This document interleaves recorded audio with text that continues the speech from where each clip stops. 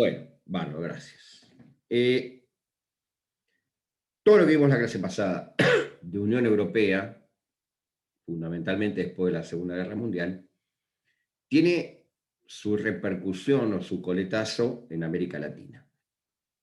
Es decir, como empiezan amalgamarse el bloque de la Comunidad Económica Europea, después de la década del 50 aparecen con fuerza las ideas de la CEPAL, Comisión Económica para América Latina.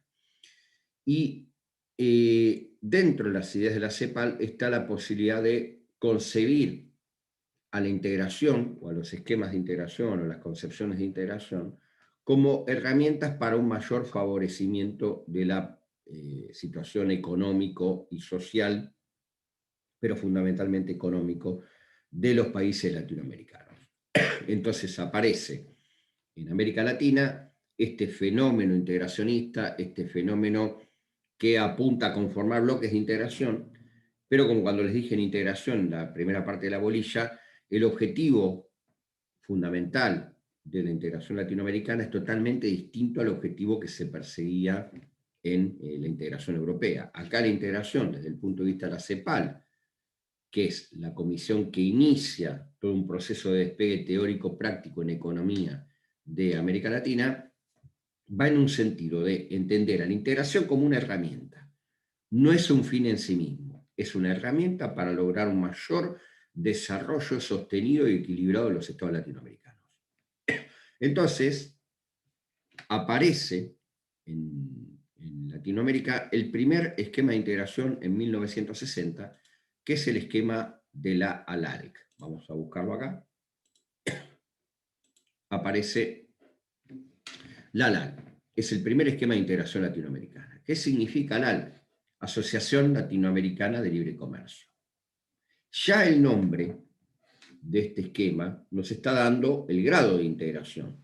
Vamos a ir a una zona de libre comercio, es decir, netamente comercial. No vamos a buscar profundización del grado, porque las características del momento de la integración lo que daban era solamente fomentar la ampliación de comercio. Vamos a ver por qué fracasa la LAL. Es decir, el desarrollo de la zona de libre comercio es consecuente con el fracaso de esa zona. Es decir, no busquemos aproximarnos más a un mercado común ni una unión económica porque podemos tender al fracaso. Y de hecho se fracasó.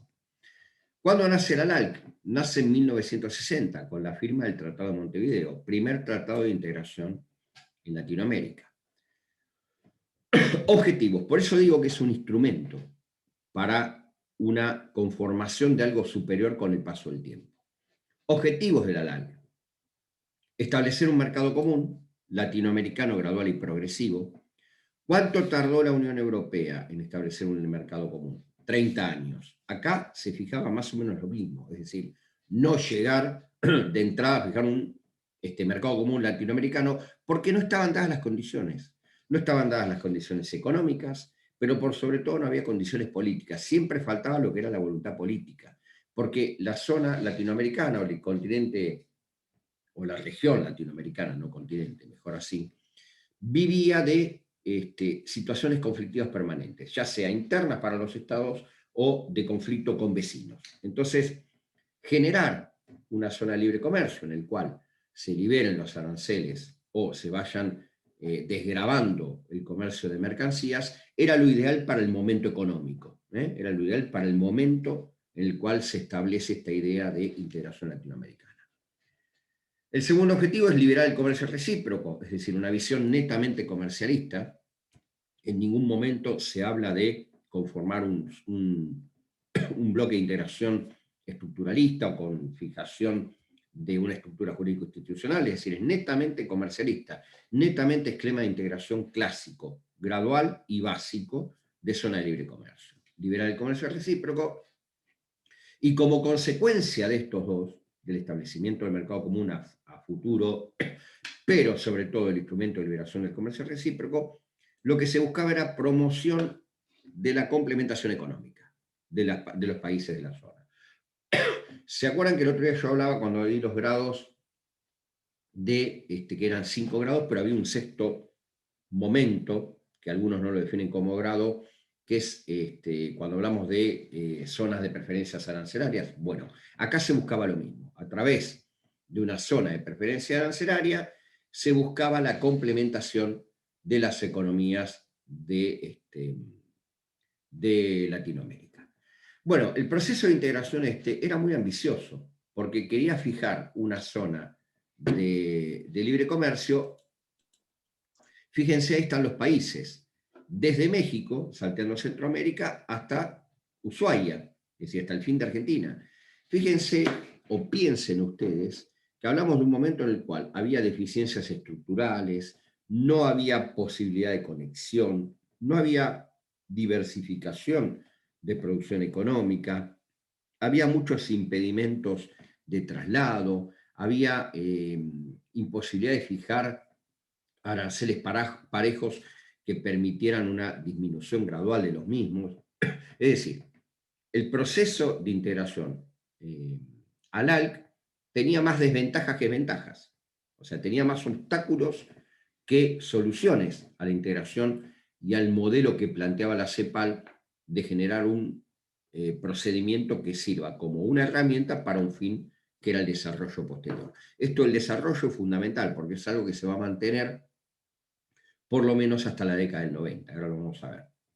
Pero bueno, ahí están los integrantes de la Asociación Latinoamericana de Libre Comercio: Argentina, Bolivia, Brasil, Chile, Colombia, Ecuador, México, Paraguay, Perú, Uruguay y Venezuela. Todo esto que les digo lleva al fracaso de la LAI, es decir, no estaban dadas las condiciones.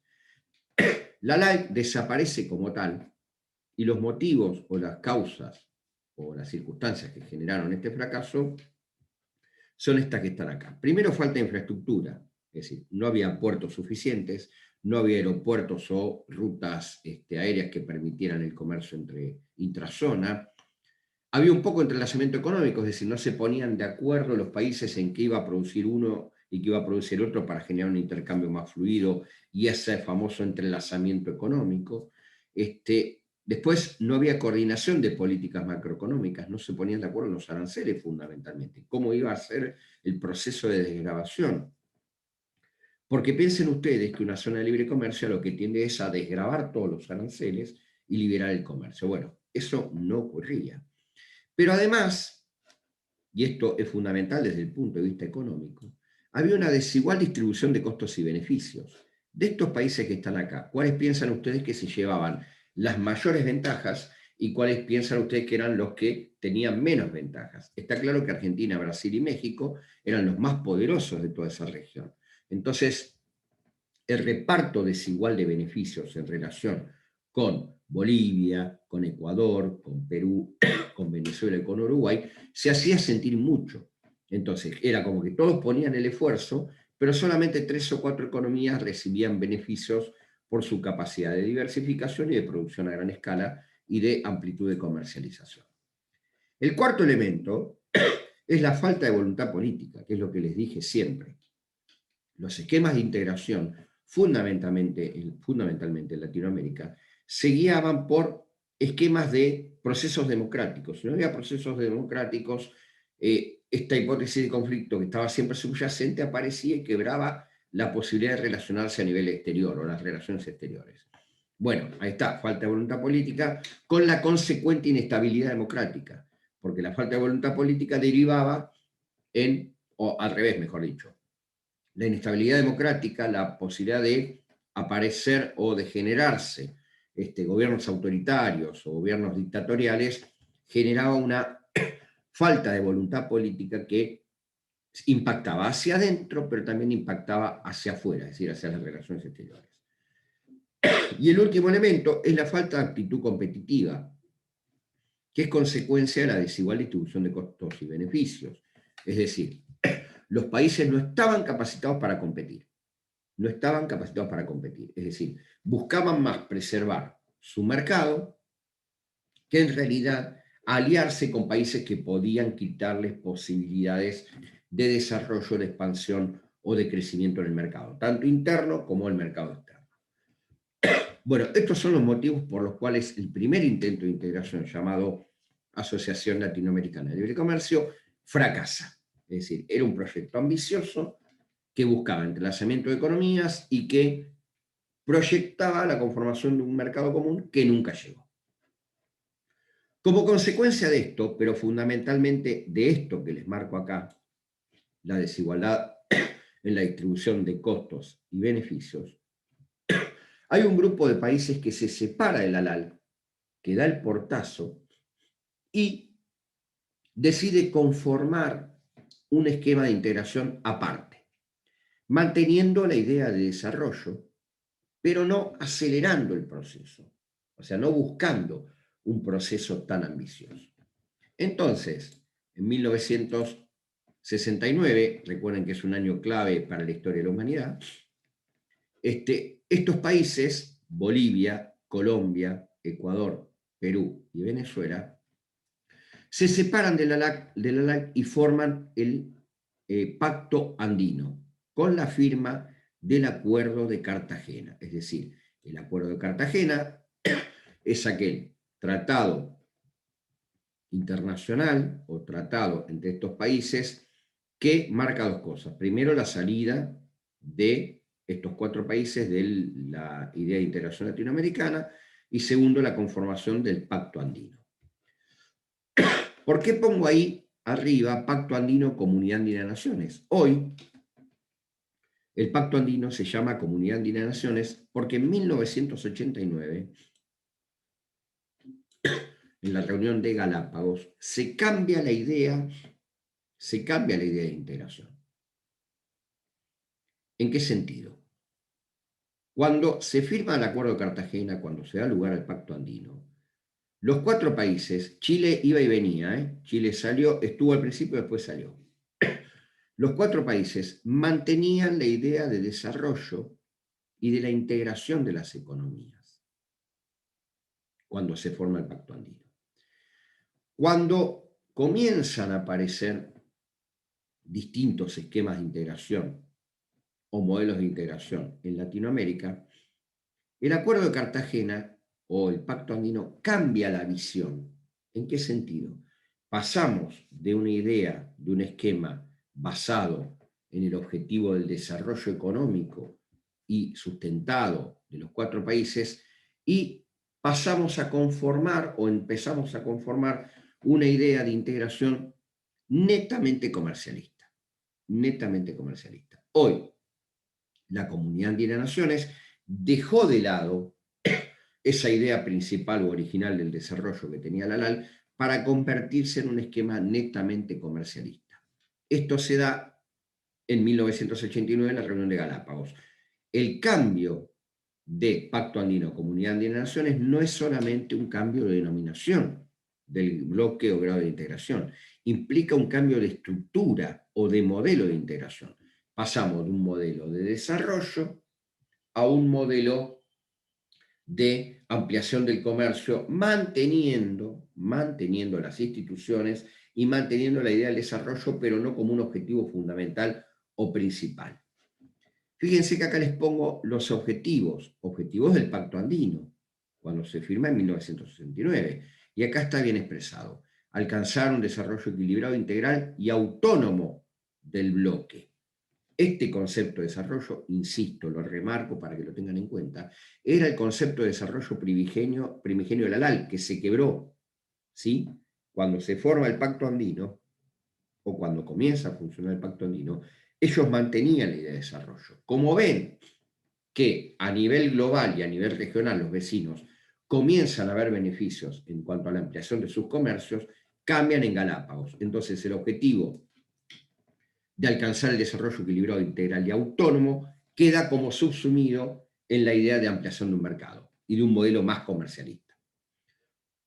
Los medios para lograr o alcanzar el desarrollo equilibrado son estos: la armonización de políticas y la conformación de un sistema institucional, que se dice que el sistema institucional de la Comunidad de Naciones es el sistema más fuerte en cuanto a integración latinoamericana, porque mantienen las competencias y mantienen la posibilidad de dictado de normas y mantienen la coherencia en el desarrollo de las políticas de la Comunidad Andina de Naciones. Pero bueno, los medios son mecanismos de armonización de políticas, fundamentalmente económicas, un sistema institucional fuerte, y el objetivo se mantiene. Tanto la armonización de políticas como el sistema institucional desarrollado deben apuntar al objetivo primario, que es el desarrollo del grupo de manera sostenida y equilibrada.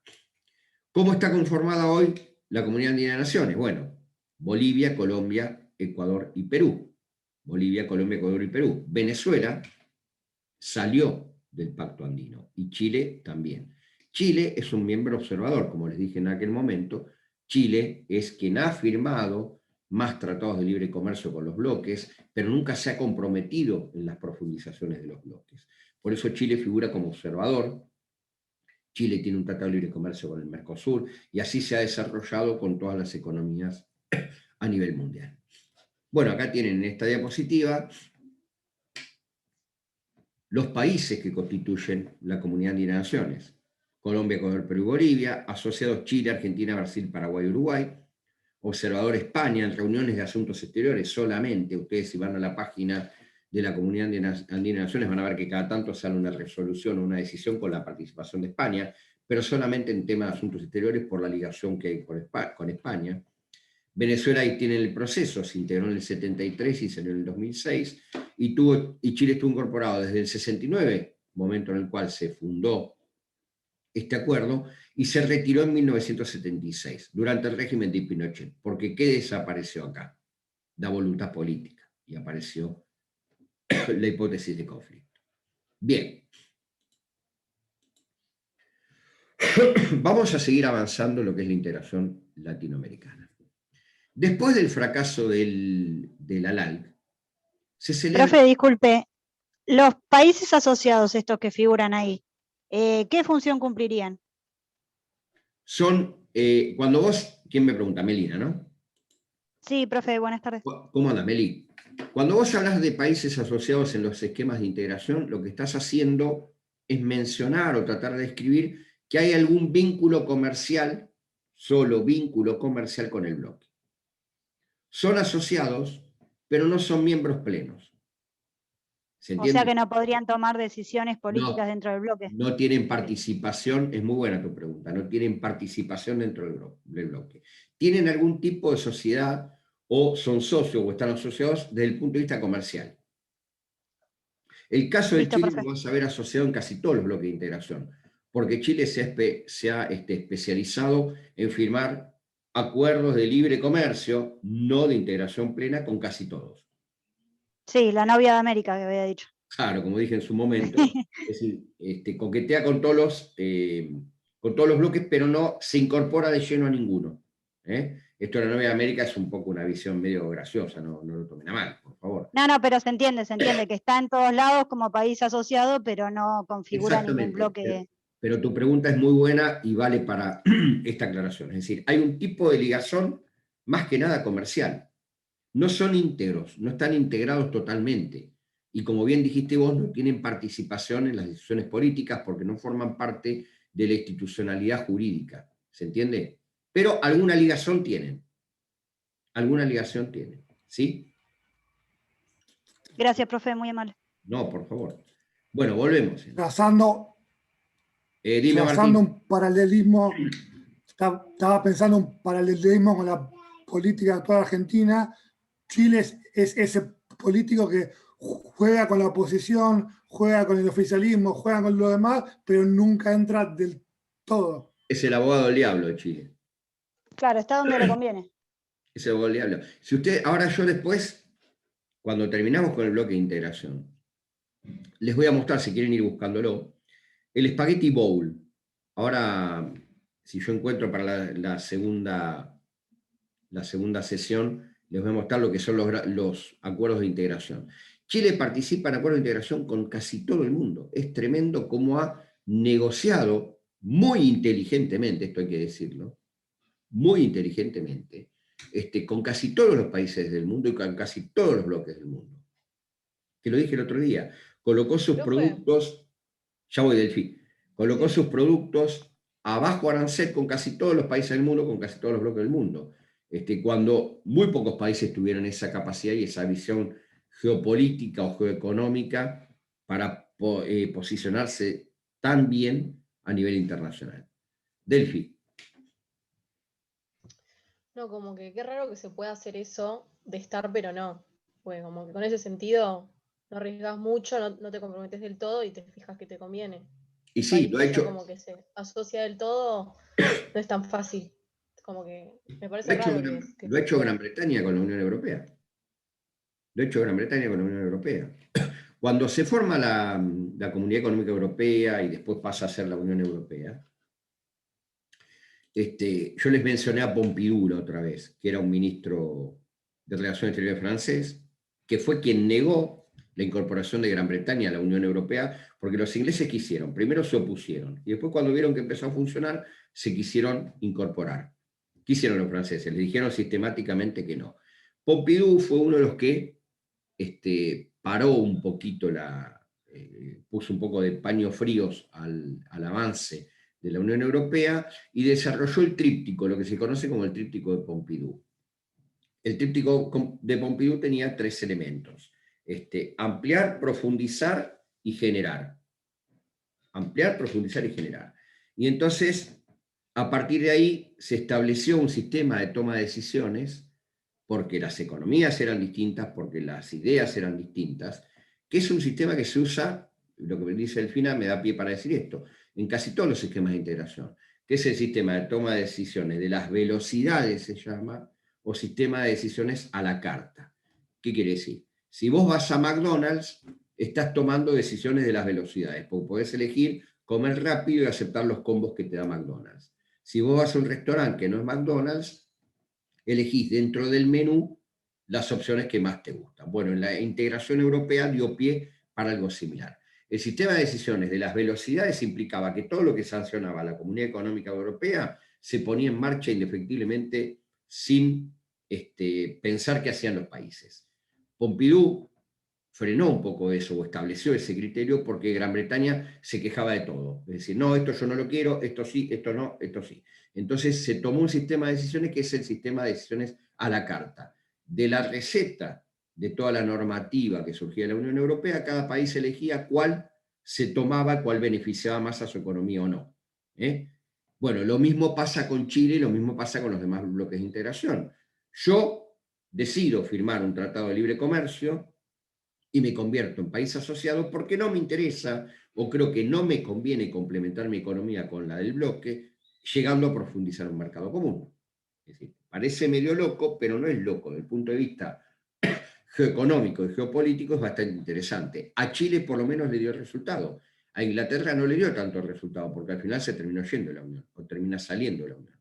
Pero más allá de que parece medio raro, como dice Delphi, medio loco, es una cuestión de capacidad decisoria que tienen los estados, es decir, son soberanos para decir qué forma de incorporación hacen. Si el bloque se lo permite, y bueno, bien, habrá que ver qué ventajas tienen. Bolivia, Delfina, en 1996 también firmó un acuerdo de libre comercio con el Mercosur, no de incorporación plena. ¿Bolivia es miembro pleno del Mercosur hoy?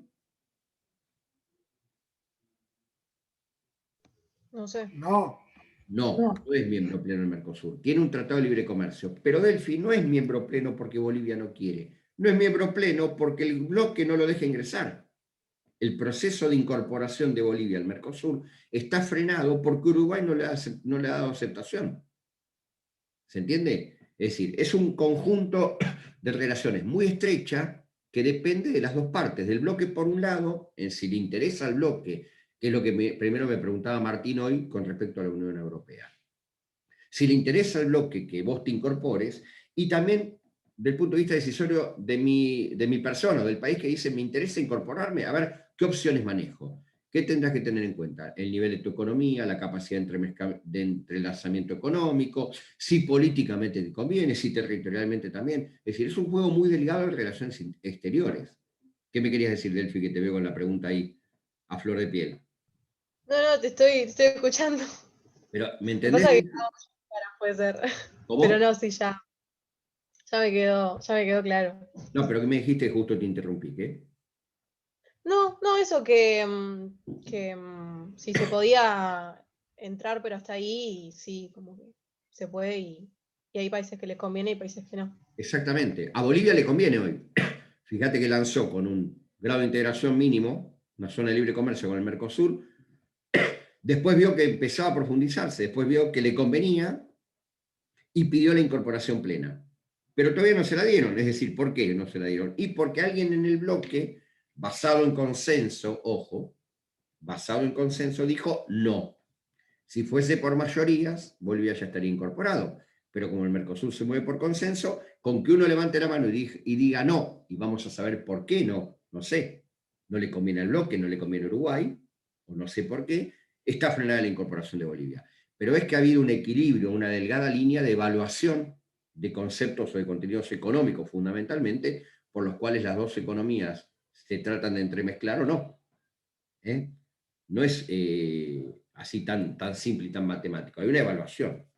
Lo de Bolivia viene hace tiempo ya. Y lo de Chile no tiene interés Chile, esto está claro. Lo de Chile está clarísimo. No tiene ningún interés en formar parte o ser miembro pleno de ningún bloque de integración. ¿Sí?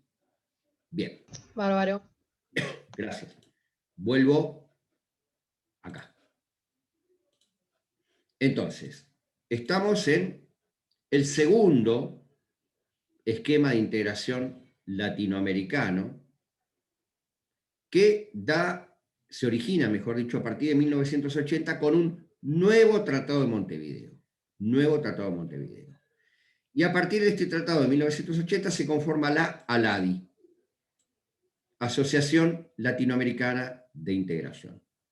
Asociación Latinoamericana de Integración. ¿Qué cambia entre la ALALC y la ALADI? Para empezar a decir algo, la ALALC era un sistema rígido de integración. La ALALC era un sistema rígido de integración. Y tal vez una de las causas de su fracaso era esta rigidez del esquema, de lo que planteaba el esquema. Porque el esquema de la ALALC planteaba liberar el comercio de manera rápida, generar un mercado común a futuro y promover el desarrollo equilibrado y sostenido de toda la región. Para Latinoamérica, con tanta heterogeneidad, acuérdense de los elementos de la integración, con tanta heterogeneidad de sus economías, con tantos problemas políticos, con falta de voluntad política, esto era inviable. Esto era inviable en cuanto a la velocidad del desarrollo del esquema, en cuanto a esa rigidez del desarrollo del esquema. La consecuencia fue, como dijimos, la separación de estos cuatro que genera el Pacto Andino. Entonces, la ALADI, que hoy está vigente, porque la ALALC, esto ténganlo en cuenta, la ALALC no está vigente, desapareció. La ALADI sí está vigente. Y es fundamental para el desarrollo de la integración latinoamericana. Ahora les voy a decir por qué. Como fracasó el esquema rígido de la ALALC, la ALADI podemos decir que es un esquema de integración más flexible, más amplio. ¿Por qué? Porque no tiene un objetivo de desarrollo a largo plazo o a mediano plazo. La ALADI es más flexible en cuanto a los instrumentos de integración que utiliza para el desarrollo de los bloques dentro de la región. Y ahora vuelvo a la diapositiva y voy a explicar esto que está acá. Primero, ¿qué tenía la ALALC? La ALALC era una zona de libre comercio que buscaba la conformación de un mercado común. ¿Qué busca la ALADI? Promoción de un área de preferencia económica. ¿Es más profundo? No, es menos profundo. Recuerden cuando hablamos de los grados de integración, que les dije los 5 más el área de preferencia económica. Bueno, la ALADI dice, regulemos el comercio entre los países, no vayamos más de ahí. No vayamos más de ahí. Demos un marco. ¿Qué hace la ALADI? Da un marco normativo, lo que se conoce como paraguas normativo, para que debajo de las reglas de la ALADI todos los países de Latinoamérica desarrollen esquemas de integración parciales. Desde ese punto de vista es más flexible. Desde el punto de vista instrumental, de un área de preferencia económica, pero también desde el punto de vista conceptual, en cuanto a la mayor flexibilidad de los esquemas de integración. Por eso, los principios de la ALADI son estos: pluralismo, que significa que todos los países, esperen que tengo un chat, Queda un minuto, profe, bárbaro, gracias, Mili. Entonces hacemos una cosa, son 14:41 y 45 volvemos, para no empezar a hablar. Delphi, ahora retomo tu pregunta, que es importantísima para esto que voy a explicar. Haceme acordar, Delphi. Dale. Y 45 nos vemos. Dale, profe. Gracias, Mili.